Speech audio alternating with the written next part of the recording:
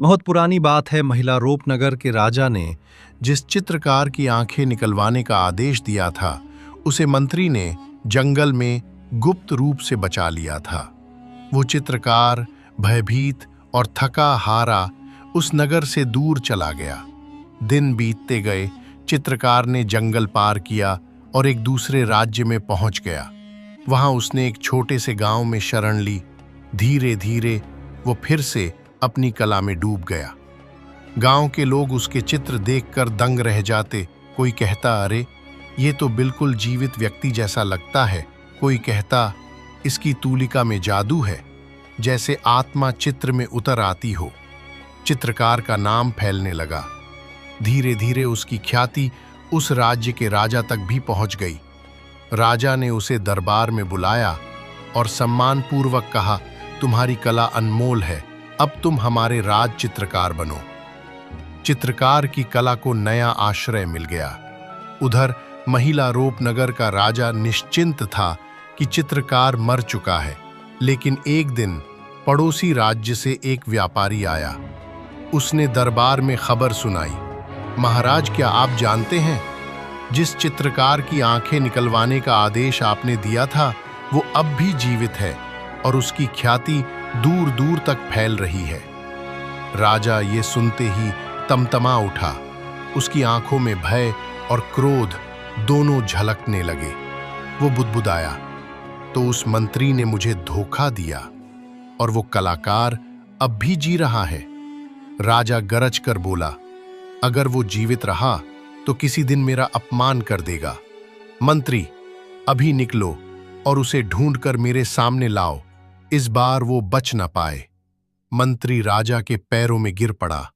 महाराज, वो कलाकार तो केवल चित्रकार है, आपका शत्रु नहीं। उसकी कला निर्दोष है। राजा ने गुस्से में कहा, चुप, उसकी कला ने ही मुझे कलंकित किया है। जो किसी के गुप्त को उजागर कर दे, वो खतरनाक है। मंत्री असमंजस में पड़ गया। एक ओर राजा की आज्ञा, दूसरी ओर अपनी दया और न्याय की भावना। उसके मन में बार बार वही प्रश्न उठ रहा था, क्या मैंने सचमुच उस चित्रकार को बचाकर भूल की, या ये नियति थी कि वो फिर लौटेगा। उधर रानी अपने कक्ष में अकेली बैठी थी। जब भी रात गहरी होती, वो एक गुप्त संदूक खोलती। उसमें छुपा हुआ था वही चित्र जिसने महल में तूफान खड़ा किया था। रानी उस चित्र को देर तक निहारती रहती। उसके मन में विचार आते, इस कलाकार ने मुझे वैसे देखा जैसे शायद मैंने खुद को भी कभी नहीं देखा। क्या ये केवल चित्रकला थी या कुछ और? धीरे धीरे रानी के मन में उस कलाकार के प्रति करुणा और सम्मान जागने लगा। वो सोचने लगी, अगर राजा ने उसे खोज निकाला तो मैं अपनी पूरी शक्ति से उसे बचाऊंगी। राजा के गुप्तचर दिन रात पड़ोसी राज्य में खोजबीन करने लगे। एक दिन वे खबर लाए, महाराज, वो चित्रकार वहां के राज दरबार में है। पड़ोसी राजा ने उसे राज चित्रकार बना लिया है।